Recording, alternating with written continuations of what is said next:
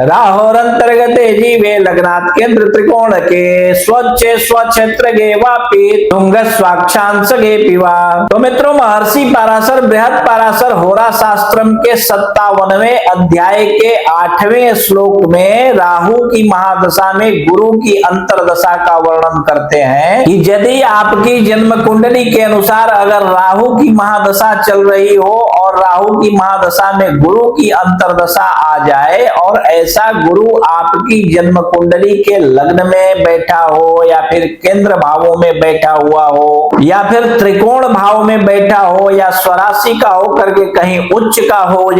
करके बैठा हुआ हो या स्वक्षेत्री हो या तुंग स्वाक्षांश पिवा, कहते हैं कि उच्च की राशियों में बैठा हुआ हो। स्थान लाभम मनोधैर्यम शत्रु नाशम सुखम राजप्रीतिकरम सौख्यम जनोति व समस्नुते, कहते हैं कि इसके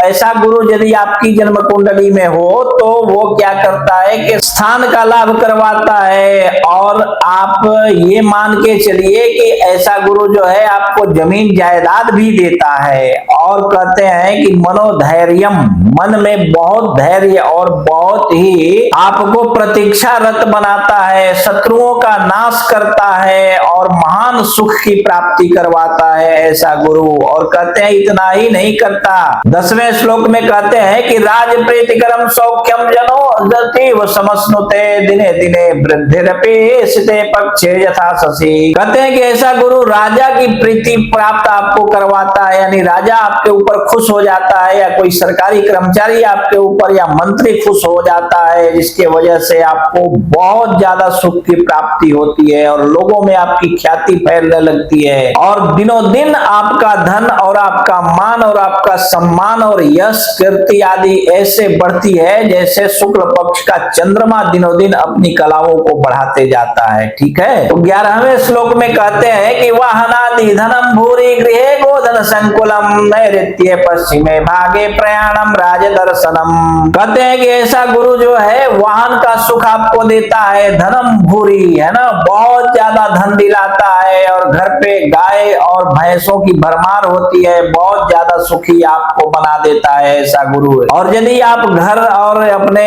जन्म स्थान का त्याग करके अगर पश्चिम दिशा की ओर प्रयाण करते हैं या फिर नैऋत्य भाग की ओर प्रस्थान करते हैं तो किसी राजा का दर्शन या बहुत बड़े व्यक्ति से आपका मिलन संभव है, जिसके वजह से क्या होगा, कहते हैं कि युक्त कार्यार्थ सिद्धि स्यात् स्वदेशे पुनरेष्यति उपकारो ब्राह्मणानां तीर्थयात्रादिकर्मणाम्, कहते हैं जिसके वजह से आपके युक्त कार्य की सिद्धि होती है, यानी जो मन में एक भावना रहती है कि हमारा ये काम होना बाकी रह गया, ये काम भी हो जाए तो मैं सुखी हो जाऊंगा, तो वैसे कार्यों की सिद्धि हो जाती है। और उसके बाद जब आप घर लौट करके आते हैं तो उपकारो ब्राह्मणानां तीर्थयात्रादिकर्मणाम्, कहते हैं कि ब्राह्मणों के साथ मिलकर के आप बहुत बड़े सत्कर्म को करते हैं, ब्राह्मणों को तीर्थ यात्रा करवाते हैं और लोगों के साथ में मिल करके आप बड़े बड़े उत्सव आदि करते हैं, जिससे आपको बहुत अधिक लाभ अपने जीवन में प्राप्त होता है तथा यश कीर्ति भी प्राप्त होती है। वाहन ग्राम लाभश्च